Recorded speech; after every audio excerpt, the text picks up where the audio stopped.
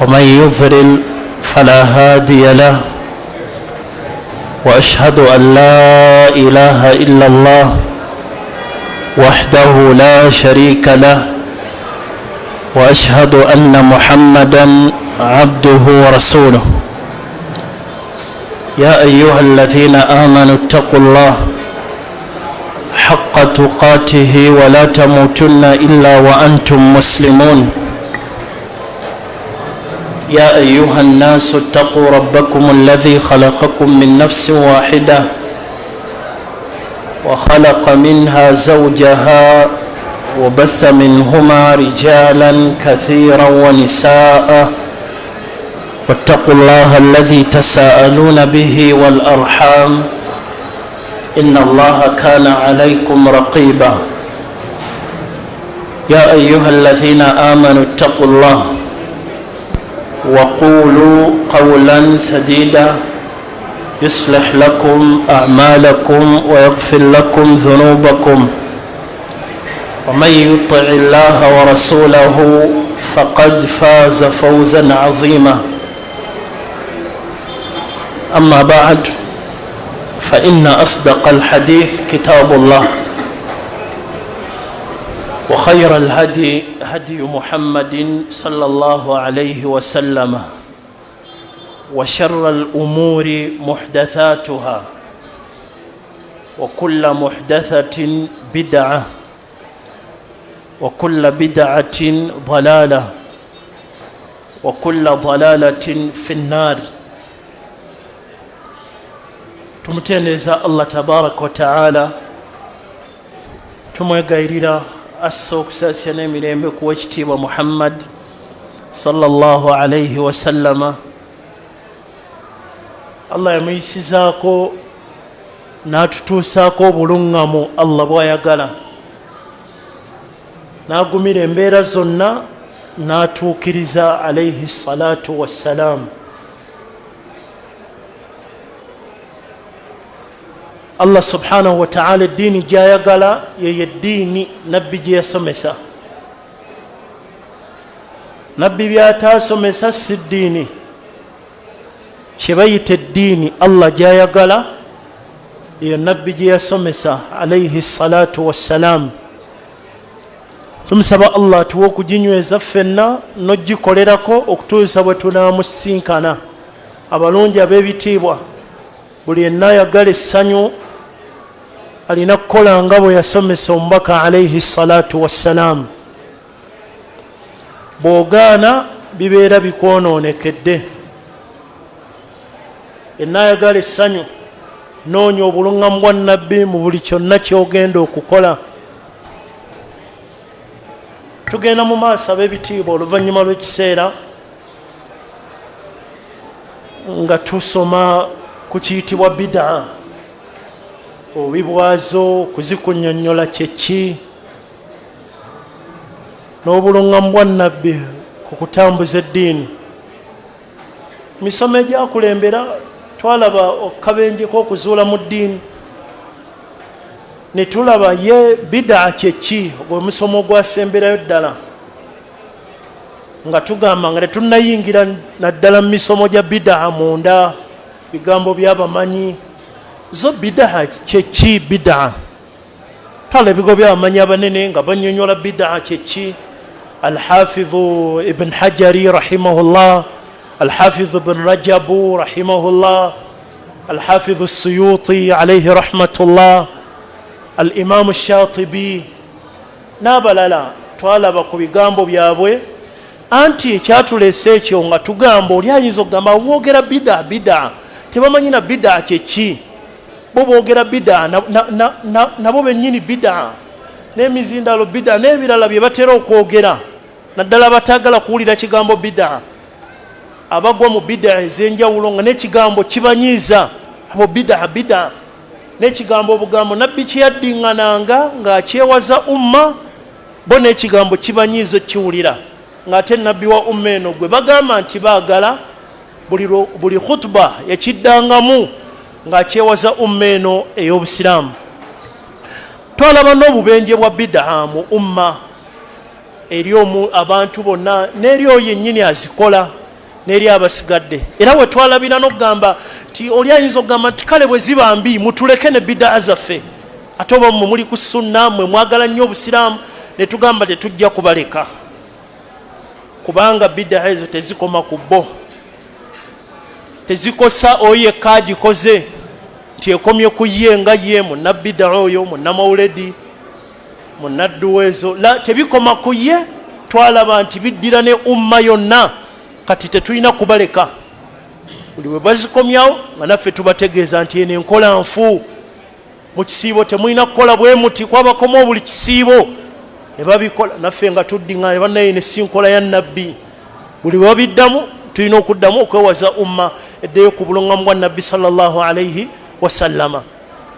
Salatul Eid, ebintu bye bakola katemba, abanne tuddamu ne tubeewaza ebikolebwa bidaa ez'enjawulo nga bayimirira salatu jamia, tebirina bwe byajjira ku buluŋŋamu bwa nabbi ku sala ya Eid. Takbiraati ezo eza jamaa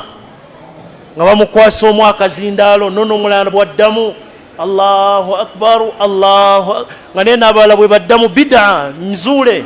okwaziina ku Eid. Yegira emizikiti egimu abakyayaziina ku Eid, eyo bidaa. Nabbi talina okwaziina kwa Eid wadde okima essala, tuyimirira buyimirizi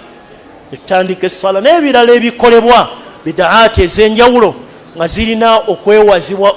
umma, tetagamba nti gundi yazikola oyo mumuleke yamanyi, kigenda kuva ku ye kibune umma ey'obusiraamu. Wetugenda barakallahu fiikum nga tukyagenda mu maaso n'okulaga bidaa n'ebizikwatako, oluvannyuma lw'okuwulira emisomo egyo egyakulembera bidaa mbi, bidaa kyeki, obubenje bwazo, wayinza okubaawo ekibuuzo, mukkirize tukyanukule n'omusomo, ng'oli abuuza bwe mba mukambu wadde ku bidaa, abantu abali eno mu ngundi zaabwe basaalira omubaka mawuledi sallu ala nabbi, bwe mba mukambu wadde kati abantu bakole ki? Abantu bakole ki? Abantu baagala nabbi bamusaalira ne badda ku mawuledi gaabwe ne bakola bwe bati. Bwe bajja okusaala yidi kati takbiraati ze baleeta abantu ne bongera okusitula eddiini, kati abantu bakole ki? Bwe muba mubajja ku ebyo mubagamba bidaa, nabbi teyakola bwa. Abantu bakole ki? Kiyinza okuba ekibuuzo, tukyanukula ne tugamba kye tulina okukola kwe kubeera bannasunna. Eddagala lyangu nnyo. Bwe bagamba nti bwatyo nabbi si bwe yakola ku yidi, noonya yakola atya bw'oba okola lyeddagala. Okuwona kuli awo, tewali kusikamu gwa tukole ekyokukola kimanyiddwa, era ogenda wulya n'obujulizi nga nabbi waffe yaleka atulaze kye tulina okukola umma bwe tuba twagala okuwona. Ate ekibuuzo kiyinza okukomawo, era oyo ayinza okwekalakaasa n'okuyomba bwe banaagamba bida, kati tukole tutya? Balinga abaga otulemesa eddiini, teri agenda balemesa ddiini. Eddiini mugikole nga nabbi bwe yakola. Kye tulina okukola eddagala liri awo, tubeere ku sunna, tuzinyweze ez'omubaka alayhi salatu wassalamu, liri eddagala. Tetuyomba, tetukaayana, la eddagala lyangu nnyo. Bwe bagamba nti nabbi si bwe yakola, anti ogambe oyagala nabbi, eddagala liri wagoberera nabbi woyo gw'oyagala, oyo gw'ogamba nti ddala omwagala nga bwe yakola naye bw'oba okola. Kye bayita sunna kyeki mu bufunze, twetaaga obyogera. Oli ayinza okunaga nti boogera ne sunna tebamanyina kye bayita sunna kyo kyeki. Oluvannyuma lw'okunyonyola bidaa, sunna as-sunna at-tamassuku bima jaa bihi nabiyuna sallallahu alayhi wasallama fi kulli shay'in, kwe kunyweza n'okukwata ekyo ebyo bye yajja nabyo nabbi waffe alayhi salatu wassalamu mu buli kimu. Kye bayita sunna mu bufunze. Fi aqwalihi, mu bigambo. Tuyinza okuwulya ebigambo byogenda okukozesa kati nga ku yidi ne tugamba ebyo nabbi bye yajja nabyo, kuba naye yasaala yidi, yasaala ne yidi eziwera omwenda zino eza fitiri, Eid al-Fitr, kuba yasiiba ebisiibo mwenda. Ebyo byoyogera gwe ku yidi bw'atyo ye bwe yayogeranga. wa af'alihi ebikolwa bye tuyinza olaba ebikolwa byokola mu mbeera ez'enjawulo mu kutendereza Allah obeera mu ssala osala ng'ozibiriza mbugwe essalayo yanjawulo ne tukubuuza naamwe yensaala nabbi yasalanga essala basahaba bamulabanga bwatyo ye bwe yasalanga mubikola mugenda kuggulawo muzikiti ne bayita basheekh majubba nga bakutte ne bumakasi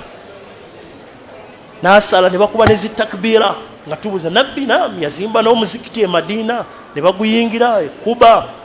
bwe batyo bwe baguggulawo byebyali ebikolwa bye nga bayingira mu muzikiti gwe mu bikolwa mu bigambo enzikiriza i'tiqadat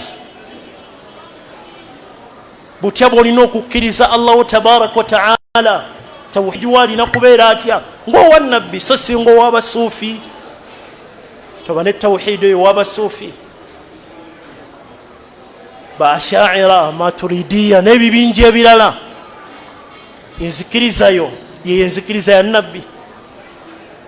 sallallahu alayhi wasallama wa ahwalihi n'embeera ze zonna ez'enjawulo mu bintu ebyenjawulo buli kyonna kyoyagala oteekateeka ddayo weebuuze yakola atya nabbi kakati oli abadde akyagamba nti mutuga ebida ahaka tukole tutya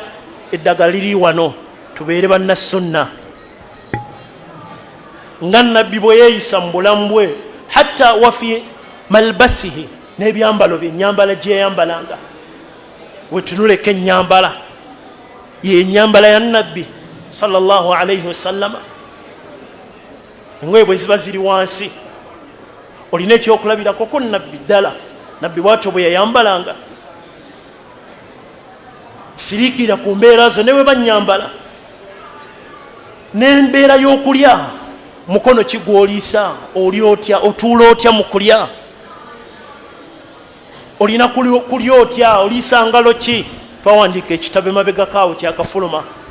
empisa z'okulya n'okunywa mu busiraamu byonna nabbi yabiraga alayhi salatu wassalaam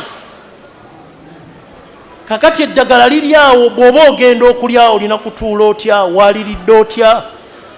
biki byolina okulya olina kulya embeera zonna eza nabbi sallallahu alayhi wasallama mu kulya eyo sunna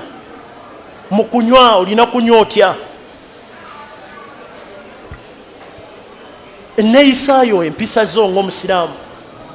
mu mpangalo ne baganda bo nabbi yakusomesa atya eyo na sunna n'embeera zaffe zonna ez'enjawulo takunu kama kaana nabiyu sallallahu alayhi wasallam zibeerenga bwe yali ow'ekitiibwa muhammadin sallallahu alayhi wasallam idhan ab'ebitiibwa lyerina eddagala kyekyo oyo abadde ayinza okuyomba oluvannyuma lw'owulira ebyo byonna nti bannaye bidaa mbi temulina kukola kino temukola kino ayinza okuyomba nti bwe munaatugamba nti buli kimu bidaa tukole tutya ddagala lirino kolanga nabbi bwe yakola alayhi salatu wassalaam mutuganye kino simanyi embaga terina kuba bweti simanyi ate kati abaana baffe aba P7 bagenda mu bigezo mutuganye obbasabira tukole tutya abaana tetunaggaanako obbasabira kyetuganya naawe okitegeera yensaba gy'osabamu tewali avumirira kusaba manya butya mbeera nki gy'olina okuyitamu mu kusabira abaana bano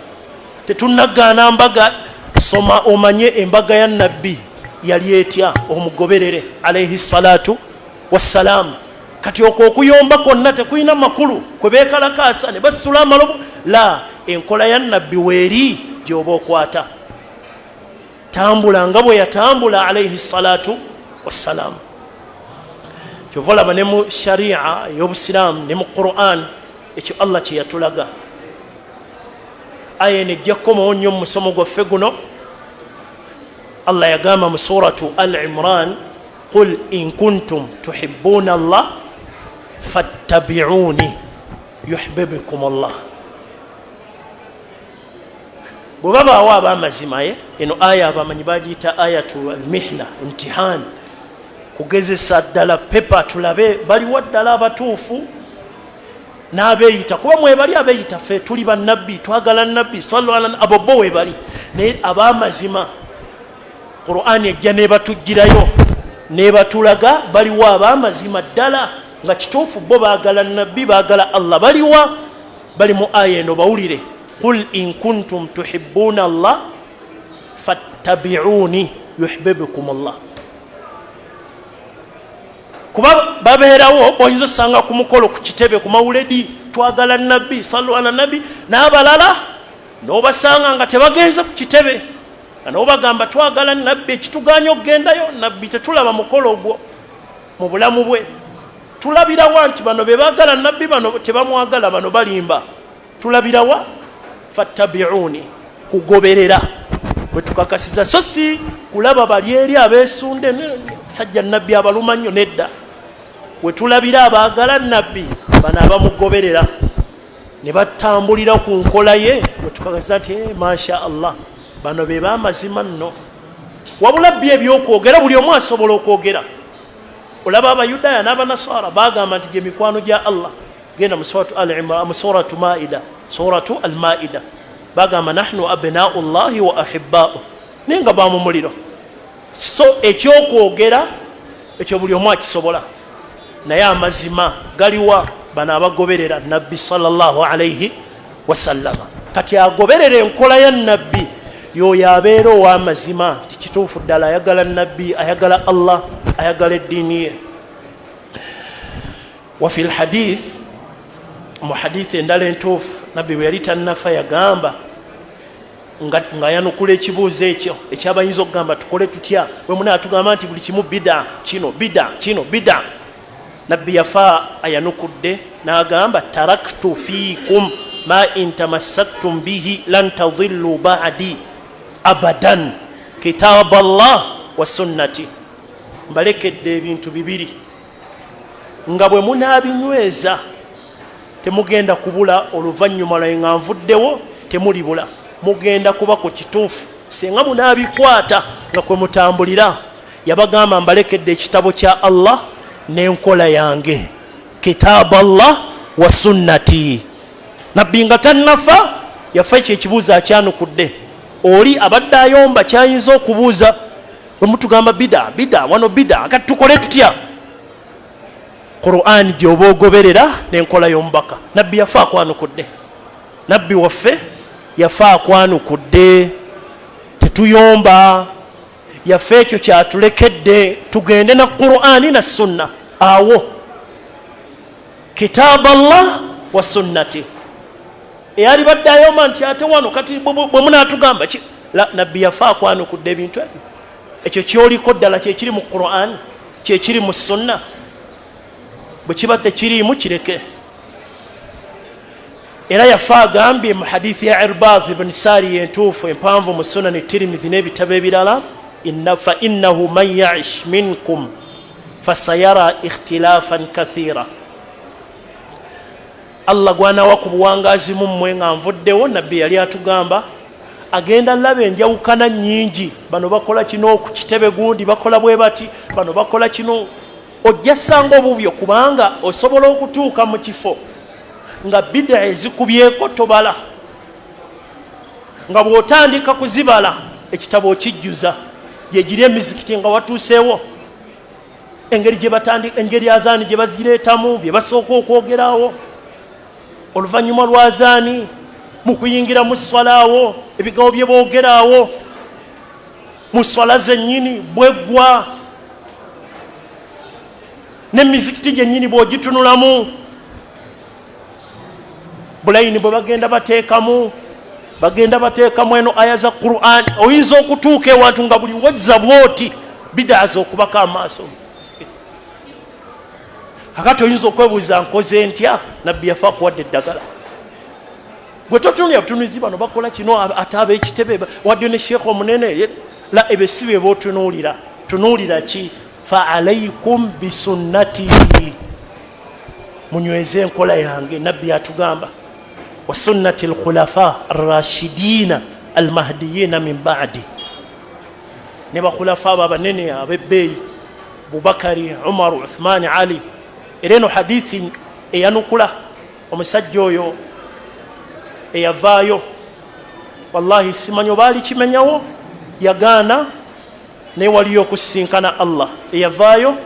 n'agamba nti munnabida eyasooka yali Umar omusajja oyo eyayogera nga bali mu dduwa ne basanyuka ne bagira omanyi babasanyukira ow'ekinyanya n'akwata n'amuwa naye wallahi n'alowooza bikomyawo mu kukwata ekinyanya ekyo ekizike wallahi bo bayogera n'asanyuka neyebaza Haji Faruku ebigabo bimukutteko ne bamufuuwaawo n'alowooza nti biwedde yayogera ku Umaru ibn al-Khattabi ti munnabida ambo yasooka n'akimuteeka ku Umaru al-Faruq wallahi sahabi ow'ekitiibwa yali omukambwe okiyitibwa bid'a okutuusa bwe yava mu bulamu buno obwensi Umar radiyallahu ta'ala anhu nabbi yatugamba abasahaba baba n'enkola yaabwe muginywese kuba banyweza sunna banyweza ekyo nabbi kyebalekako sallallahu alayhi wasallam nabbi n'agamba mubikwate munyweze olw'okuba embeera ejja kuba nzibu waliwo abasika bazze eno n'eno buli bwogeza kulaga sunna abafamile nga basika bayomba olugezigezi dini nabbi yagamba totende walirwa azzu alaiha binnawajiz eyenjogera eraga nti wagenda kubeerawo embeera nga nzibu bakusikako nyweza n'amannyo gano amagego gano tegata gano agawano oli asika olusi n'agenda nago naye gano dinyweza gano agenda amagego nabbi okozesa okwogera oba okujja ebigawo mu mbeera eyo kulaga nti ekiseera embeera ejja kuba nzibu tewetaaga kukwata bukwasi nkwata eryawo la ebe y'amaanyi nyweza enkola ya nabbi mu bulamu bwo bwonna buli we baga nti nabbi obwati nyweza tota bagenda kusika bakuzza eno n'eno nenyweza azzu alaiha binnawajith nabwekiteera ne muhadithi endala ahadithi endala nyingi entuufu nabbi sallallahu alaihi wasallam nga ne muhadithi ya Huzaifa bweyogera ku mbeera ejja okujjawo bid'a nga nyingi zikubyeko ne basahaba ne bamubuuza tukole tutya embeera tunagira tutya embeera n'abeetya nabbi n'abagamba ekibinja kigenda kujja nga qawmun yastannuuna bighayri sunnati wa yahduuna bighayri hadi mugenda laba abantu nga bakwata amakubo gesitaakwata nabbi ng'amakubo nabbi ge yakwata weegali ensomesa ye nga weeri obuluŋŋamu bwe nga weebuli naye mugenda laba ebibinja by'abantu nga bikwata amakubo malala nabbi wano yatuwa eddagala tunyweze ekkubo lye kye yali ategeeza mu bigambo ebyo alaihi salatu wassalaamu nabwe kityo okunyweza sunna enkola ya nabbi sallallahu alaihi wasallam lyerimu ku kkubo eriraga nti ddala onywedde ddala kyoliko kyekyo kunyweza namaanyi okumugondera kyova olaba era mu ekyo abalungi ab'ebitiibwa abamanyi bonna bamanyi baffe abeesigwa okuva edda n'okutuusa kati baatulaga n'obukwakkulizo obubiri muwulire obukwakkulizo buno bubiri ffenna tubumanyi kino tuddamu kikkaatiriza bwe baalaga ng'omulimu gwonna Allah tagukkiriza okuggyako nga weebuli genda mu bitabo byonna ebyabamanyi abali ku sunna basiiba ekyo bakiddamu abamanyi baffe n'emisomo gyabwe bakiddamu kiyingire mu bulamu bwaffe buli bw'oba okola omulimu gwonna osooka otunulira ensonga zino bbiri tetumanyi oba abo ababeera ku madda ga mbogo bo basiriikirira ne batunuulira obukwakkulizo buno obubiri oba abo abakola bidaati ez'enjawulo ne batafaayo edduwa ze babaddemu za ruwaahu mu Ramadhan bo basiriikirira ku nsonga zino ebbiri abeeyita aba la ilaha illa Allah mu bulyazaamaanya nga bagenda okuziika oba bo obukwakkulizo buno babutunulako abamanyi baffe bwe baddiŋŋana buli kaseera mu bitabo byabwe ne mu bigambo byabwe bubiri lwaki babuddiŋŋana nti emirimu tegikkirizibwa ne bwe giba gifaanana gitya okuggyako nga bino bibiri weebiri ekisooka al ikhlas an takuuna lillah kwe kubanga ogwo omulimu ogukola ku lwa Allah ne bwe gugejja gutya naye ng'ogukola lwa bitonde tegulina kye guli faman kaana yarju liqaa rabbihi falyamal amalan salihan wala yushrik biibadati rabbihi ahada. Akwakuliza akasooka ikhlas ku buli mulimu gwonna. Akwakuliza akokubiri almutabaa an takuna ala wifqi sunnati rasuli sallallahu alayhi wasallam. Ako bwe bamala ikhlas bonna genda mu bitabo by'abamanyi bonna abeesigwa. Akwakuliza akaddako koolina otunuulira ku mulimu gwogwo nti ogoberedde nga nabbi bwe yagukola. Senga kubulako akwakulizo kamu ne bw'ogukola otya Allah tayinza kugukkereza. Kyova olaba nabbi bw'atyo bwe yalinga mu mirimu egy'enjawulo nga bw'akikkaatiriza ekyo kiyingire mu bulamu bwaffe. Twala ekyokulabirako ku bino wammanga ku nsonga y'okufuna wuzu. Mu hadithi entuufu bwe yafuna wuzu nga basahaba bonna bamulaba, okuva nga bwetandika okutuusa bwe yagimala, bwe yamala wuzu ye, wulya hadithi entuufu eri mu Bukhari ne Muslim, yagamba man tawaddaa nahwa wudhu'i hadha, omuntu afuna wuzu nga gyenfunye nze nabbi. Yabagamba ng'amaze okufuna wuzu Allah gy'ayagala wuzu entuufu, n'abagamba afuna wuzu nga gyenfunye, thumma salla rak'atayn, oluvannyuma n'asala eraka bbiri, la yuhaddithu fihima nafsa, atazoogereramu ku mboozi eno n'eno birowoozo kuvaamu, ghufira lahu ma taqaddama min dhanbi, asonyiyibwa amazambi ge yakulembeza okukola. Saagala gazi ya hadithi makulu gaayo naye njagala weetandikira empeera eyo ennene. Nabbi yagiteeka ku ki? Yagamba man tawaddaa nahwa wudhu'i hadha, afuna wuzu ng'ene yange. Ekyo nabbi akuwa ebyokulabirako ku ibaada z'akola nti zeezo Allah bw'atyo bw'azaagala. Kitegeeza ki? Senga onaafuna wuzu nga ggwe gy'oyagala, ogenda kufuna obulungi buno? Nedda wallahi. Senga ogamba nti nze wuzu bigere bye biba biddugala ennyo, n'otandikira ku bigere n'ojja ng'oyambuka n'oyagala ogifune mu nfunayo, togenda kufuna mpeerezo. Wuzu eriko empeera Allah gy'agenda okusasula yeeyonge eya nabbi sallallahu alayhi wasallam. Wudhu'i hadha, afuna wuzu ng'eno eya nabbi bw'atyo bwe yalaga basahaba. N'abasaaliramu n'esswala nga bonna balaba, bal mu ahadithi ezimu yajja ku kituuti kuno n'ayimirira. Bwe yayagala okugenda ku sujudu n'akka wansi, naye yasaala ayimiridde waggulu, bonna bamulabe n'abali eri. Kati mu hadithi ya Maliki ibn al-Huwairith eri mu Bukhari, kyava abagamba sallu kama ra'aytumuni usalli. Bwe yamala okusaala esswala n'abagamba musaale nga bwe mundabye nsaala. Atasaala ssala ya nabbi abeera tasadde. Era tulina ekyokuyiga mu kyaffe eky'omusajja oli ataatereza ssala, eyajja n'asaala ebibyetta, najja n'atolya nabbi salamu, nabbi n'amugamba irji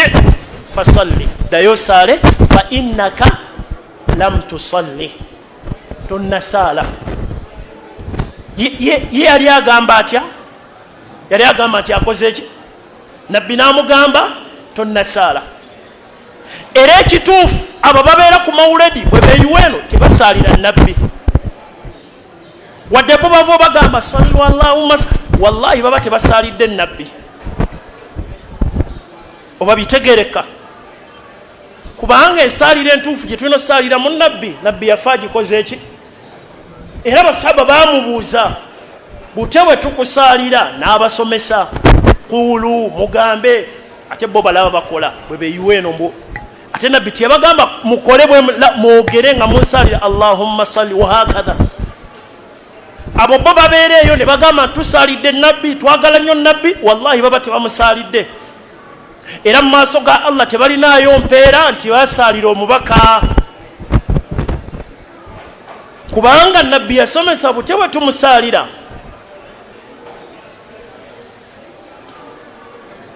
Nabwe kito ne hadithi ekulembedde eya wuzu. Senga oli anaabako nga bw'ayagadde ye, najja n'atugamba nti afunye wuzu nga tagoberedde ensomesa ya nabbi, tumugamba tofunye wuzu. Ono yasaala be yasaala, najje wa nabbi ng'agamba ya sadde, nabbi namugaa tonna saala, irji fasalli, mirundi 3 paka omusajja bwe yakitegeera nti eddagala liina we liri, n'amugamba ya rasulallah ma uhsinu ghayrahu, makuba mala yamugamba wallahi ba'athaka bilhaqqi la uhsinu ghayrahu fa'allimuni, sikyalina kyenyinza kulongosa kisingaka, nsomesa. Awo nno waliwo eddagala awo bannaaye nti okukola eddiini, tukola eddiini gye tusomye, so si gye tulowooza. Era Allah mu Qur'ani yatulaga nti ekyabuza ebibinja bingi, era bino nja bireeta kiki ekiviirako abantu okukola bid'a. Ensonga nja gigaziya nnyo mu misomo egiwerako, esooka ey'obutamanya. Tunyonyole butamanya ki obwo, kuba mulimu bw'oyinza okugamba obutamanya, n'akulaga nti twasoma usul fiqh, n'akuleeterawo principles ez'enjawulo. Ensonga ey'okubiri gye tujja oleeta egyo gijja bba misomo nga gyeyawulidde, ensonga ey'okgoberero oli ekimujjidde hawa, eyo nsonga nnene mu bantu okuzuula mu ddiini. Era muli akulaga kati kirina buzibu ki, muleke nammwe eddiini gitwala nti ddiini, manye eddiini mmwe mumuna ekyo abeera awo n'ekimujjidde ekimulungiyidde n'agifuula ddiini. Ebyo tujja biraba mu kifo kyabyo insha allahu tabaraka wa taala mu musomo ogujja okubanga gubuuza bid'a zaava ku ki, ng'ate obukambwe bwa nabbi bwali bw'amaanyi ku bid'a. Agenda ofanga mukambwe, buli khutba basahaba ne bajjanga bakambwe, Abubakari, Umaru, Uthman nga bonna. Ate bid'a zaava ku ki okubuna mu umma bwe zityo, ne kituuka nga bwe mbagambye ng'olina n'akaalo k'oyinza otuukako ng'onoonyamu sunna ne zikubula. Ekyo gye kiri. Waliwo obwalo bw'oyinza okutuukako, oba ne bwe guba mukolo gw'oyinza otuukako nga bagamba gwa basiraamu, naye n'obulwako sunna nga mukolo gwakuwoowa. Noonoonyaako sunna ku byonna bye bakoze, ebintu nga 20, oluusi n'ofunamu kale sunna ng'emu. Ekyokubanga oluusi baleese wali waali awo, waliwo n'abajulizi baba, ogenda okulaba ebisigadde byonna ku mukolo ogwo oli mu kubala bid'a. Kino nabbi tekyalabika okunabbi kiva ku ki, bijja mu misomo gyabyo biidhini subhanahu wa ta'ala, kubanga nabbi obukambwe bwali bw'amaanyi ku bid'a. Basahaba baali bakambwe abamanyi n'okutuusa kati, naye ate bid'a nyingi zibuna mu umma ey'obusiraamu. Allah tutaase ya rabbi. Kakati idhan ibadallah, nabbi bw'atyo bwe yali nga ayogera ku buli mulimu ng'agamba mugukole nga bwe. Essala bwe yagisaala n'atugamba nga bwekoze ekyo. Tekyakoma okwo ne ku hijja ne umra, bwe yakola emikolo egyo yagamba atya, khudhu anni manasikakum. Bwe yali mu hijja ng'akola, bw'ava wano mu Arafa byonna nga bwe yabikolanga, n'amaliriza ng'agamba sahaba khudhu anni manasikakum. Era banne hadithi eyo nkulu ku bantu bonna aboolekera okugenda e Makka. Wallahi bye tulaba bingi ebinakuwaza kuboolekera e Makka, biringa kulambula ki mu hijja ne umra. Hadithi eno banne tugikwate, buli agenda e Makka ne Madina, abagenda ku hijja ne umra. Nabbi bwe yali tannafa, omwaka gwe yafiiramu ogw'ekumi mwaka ogw'ekumi nga guggwako, yafa ayogedde hadithi eno, khudhu anni. Wallahi olaba katemba mungi ku Kaaba akolebwa, n'obu buvidiyo buli awo bwakatemba ku Kaaba kati bwe basaasaanya, oli nga yeekutte okwo ku Kaaba, Allah fulusi, Allah oyo katemba ku Kaaba. Abo bagenda tebasomye enkola ya hijja ntuufu na umra, n'ebibinja ebirala byolaba nga sheekhe waabwe abakulembeddemu bwe bali ku Kaaba, bagenda bayimba rabbana, n'ebirala bye bakola. Bano basaana kuddayo basome hadithi eno, khudhu anni manasikakum. Ekituufu bagenda okugenda okukola hijja ne umra, bakomewo nga tebalina mpeera, kuba hijja enzuule ne umra temuli mpeera, nga bwe kiri nti n'essola enzuule n'emirimu emizuule gyonna temuli mpeera, bwe kiri ne ku hijja. Twongera okutegeeza abasonda ssente ne bateekamu ssente nnyingi, ne bagenda e Makka ne badda mu katemba oyo, wallahi mugenda viiramu awo. Hijja ne umra ibaada, nga bwe tujulizi bungi ku nsonga eyo. Mu hadithi endala eri mu sahih, nabbi bwe yali ayogera ku kukuba amayinja n'okukuba emiggo ku muntu omwenzi, batan ilayka la manja wala manja minka illa wala musajja fasala anhu nababuzo nate yani faqalu innahu abu israil nebamugamba omusajja bamuyita abu israil wa innahu nazara alla yaquda wala yastadhilla wala yatakallam wa an yasuma musajja yeyamye tagenda kutuula olunaku lwonna agenda beerawo mu musana tagenda kuva mu kasana tagenda kwogera yeyamye tagenda kwogera akola ddiini era agenda kusiiba olunaku lwe lwonna ayimirirawo mu kasana kwokya tayogera tadda mu kasiikirize nabbi bino byonna bwe yabitunuulira n'ayagala okumulungamya ebyo byakola akola ddiini abijja kwani ddiini ya nabbi oba ye nga bw'alaba ebituufu ebigoberera eddiini nabbi yabikkiriza ebitakwatagana ddiini n'abigaana kyava bagamba mu ruuhu an yajlis mumulagira atuule teriyo ddiini yakweyama kuyimirira nti bamusangawo ng'ayimiridde olunaku lulamba nti kintu yakola ddiini bonna bamuyitako bajja ku zuhuri nti oyo ddiini yagambye ayimiridde ku lwa allah ddiini kimu oyimirira ku lwa allah kuyimirira buyimirizi eyo ibada wagijja kwani nabbi n'agamba mumulagira atuule wa an yastadhilla agende ne mu kisiikirize oli okuddawo mu kasana ne kamwokya nti kintu eyo eddiini emuluma ali mu kasana ne bamusanga atuuyanye bwe yeesiimula nti kinti ddiini wagijja kwani eddiini ey'okudda mu kasana kakwokye nti kinti nkola ddiini nabbi n'abagamba mulagira dde mu kisiikirize wa an yatakallama n'okwogera ne bakusanga osirise tiki tayogera nti eddiini emutta ddiini nyingi tayogera wagijja kwani eddiini eyogamba nti osirika busirisi olumubuuza ki tayogera nti ki ddiini nabbi n'agamba mugamba ayogere bala ne mu bimu ku bitabo bya Sheikh al-Islam ibn Taymiyyah rahimahullah nalabako ngera naye alaga bid'a eno ey'omuntu addaawo naamu waliwo abantu okubanga boogera ebitalina makulu n'osirikaye naye olyo okuddaawo ye naabanga tayogera nti kinti akola ibaada yakusirika ye naabanga akifudde bwatyo nti alina empeera zanoonya mu kusirika ibaada Sheikh ibn Taymiyyah nalabako mu ku bitabo bye ngalaga ezimu ku bid'a abantu abamu ze bakola wabula bwe tulaba nti abantu aboogera ebitasaanye n'osirikaano ekyo kyo kimanyiddwa kirungi olaba batalina byeboogera ebitali birungi wa an yutimma sawma nabbi n'amulagira okusiiba ajjuze olunaku lwasiibe mulaba kyeyaluŋŋamya ebiri by'otajje ku nabbi obikola otya ng'olaga nti okola ddiini kyekyabali abaali bagaanye okulya okuwasa abali mu hadithi ya Anas bin Malik nga bo bakiyita ddiini la togaana kukola kintu ng'okiteeka ku ddiini ng'olaga nti gwe la walihaatha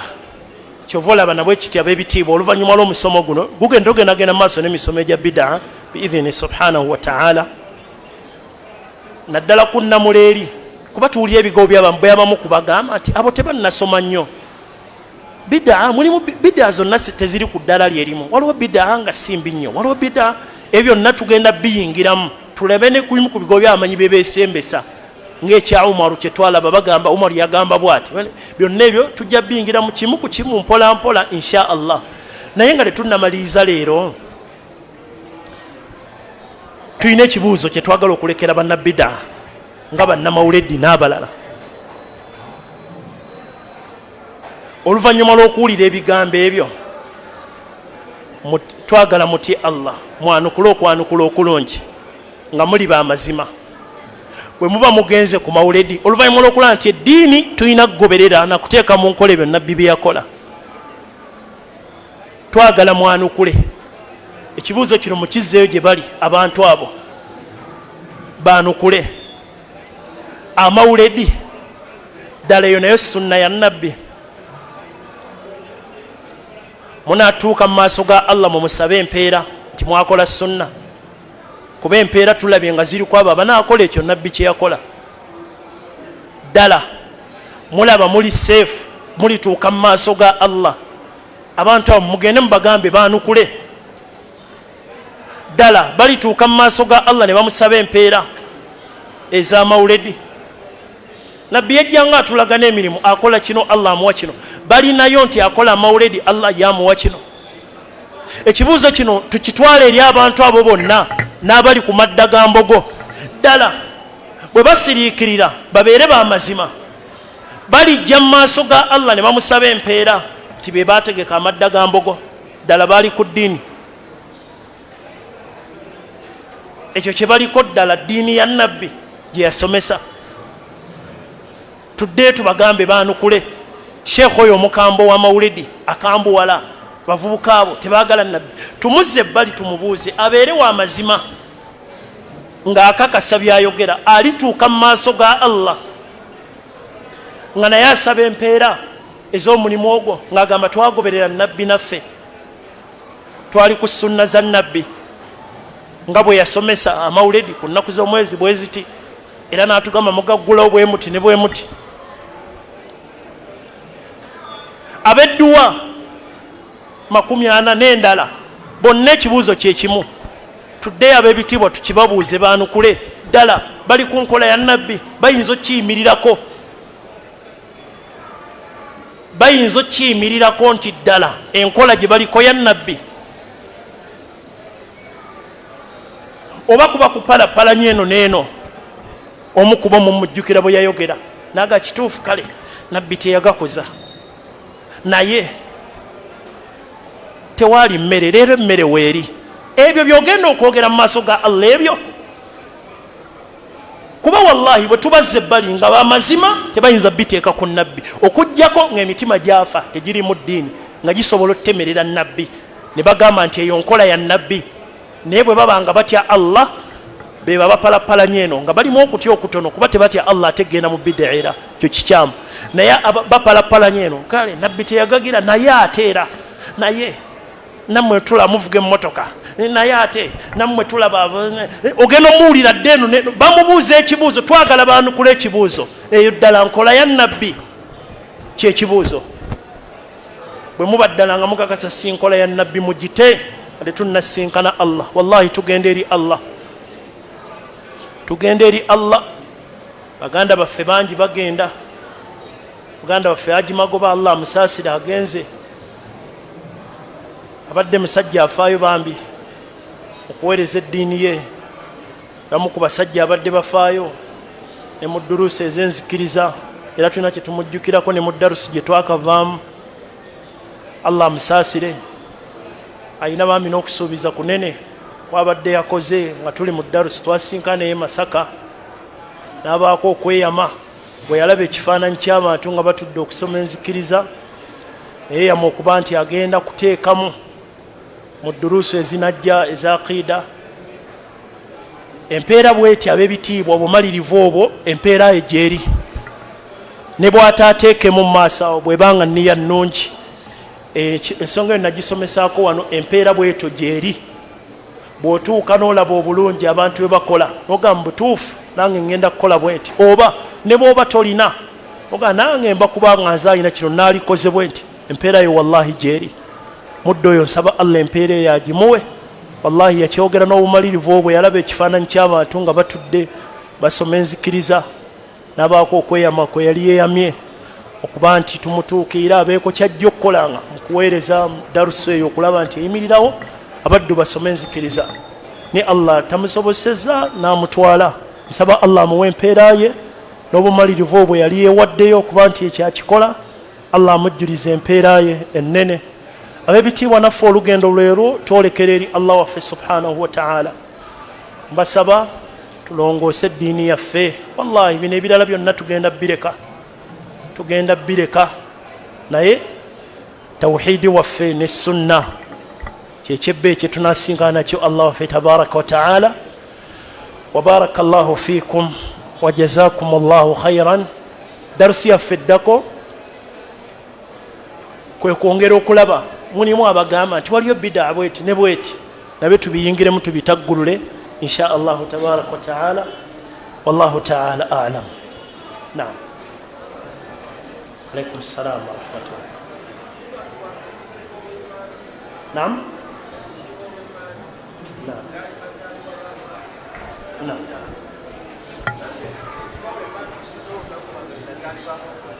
na barakallahu fikum kibuuzo kirungi abuuza bwe nti nabbi yasiiba Mande lwe yazaalibwa nange bwe nazaalibwa lwakuna lwakutaano nange nkifulenga lunaku olwo ndusiiba buli bwe lujja ekirungi tugambe nti omuntu ddala ayagala nabbi ng'ajjukira nabbi yazaalibwa sikola mikolo mawulediki wabula kusiiba kuba kinywevu ekyo hadithi eri mu Muslim n'ebitabo ebirala okusiiba olunaku olwaki olwa Mande awulya ddala nga ddala omukwano gwa mazima nawe kyoba okola siiba Mande nga nabbi wo bwe yakola naye okutegeka ekidaala mukozebwe muti wallahi sikwagala nabbi kale ekibuuzo muganda waffe kyayongeddeko nti kati ono yazaalibwa lwakusatu lwakuna naye atandika ekyo nedda kiba kubanga ddala yenkola entuufu basahaba be baali sooso kijja ku nabbi netulaba nga n'Abubakari naye agamba nazaala oba nange lwensiiba kati nabbi yennyini yalibadde oba olusi aluŋŋamya ne umma banne buli omu lwe yazaalibwa akolebwa ati tetukirabawo ate enkola y'abali gye bajja ku nabbi naffe gye tulina okukola ki okunyweza kati si kituufu kugamba nti buli omu olunaku lwe yazaalibwa agifuula enkola nange lwe nina okukola ki nange nina oddusiiba nazaalibwa bwe luti nooli la tusiibe luli lwe yasiibawo ekitiibwa Muhammadin sallallahu alaihi wasallama kubanga ne basahaba kyebakola ki kyebakola ekyo kituyambako nti eddiini olusi sinaffe kugirowooleza nti kale naye weyege nange kangire naffe netugitetenkanyiza la eddiini kukola ki kugoberera kuba ne basahaba ekyo bakiraba ate be baali batusinga okululunkana ennyo babakulaba nti ekyo wekiri baali badde nabo bakikola ki bakikola muzimu ku bid'a endala ennene ab'ebitiibwa ze birthdays ekituufu ndi ziri haramu era bid'a nga bwe twalamula ku bid'a nti haramu ne birthdays si zaffe nkola yava mu baki mu Bayudaaya nejjanga eserengeta mpola n'abaana b'obusiraamu nabo ne baagala okugironda nga bwolaba ezo zi baby shower n'ebirala dola birthday Father's Day Mother's Day kati ne birthdays nayo si nkola yaffe omwana wo ojjukira oliwo yakola ki lwe bamuzaana ne bamukolerayo omukolo bw'obwana bubeerawo myaka 2 nga bwe bayimba happy birthday si nkola yaffe ab'ebitiibwa nkyamu naye okugigunjawo n'ogigoberera tugezeeko okugyewala n'emikolo gyonna egijjibwa eyo eddiini yaffe yajjula tetubiteekamu n'emikolo gino baba bagiyita ate era mu luzungu egy'abafumbo bamaze emyaka 10 myaka 5 naye ne bakolayo akabaga anniversary bamaze emyaka 5 emyaka 10 myaka ne bakolayo akabaga ne basala ne keeki ne bateekako n'obumansuka ezo nkola zonna zirondeddwa eri mu Bayudaaya tetuzikopa ffe eddagala liriwa kugoberera nabbi waffe alaihi salatu wassalamu naye bali buli kye baleeta naffe ne tujja tugenda maliriza eddiini yaffe tugendako ethan enkola ya zi birthdays tukyagiraba mu maka gamu nga bakolawo obubaga obwo obw'abaana bwe bakubira ne mu bugalo eyo nkola y'okusanyuka nga mukuba n'engalo naye si ya busiraamu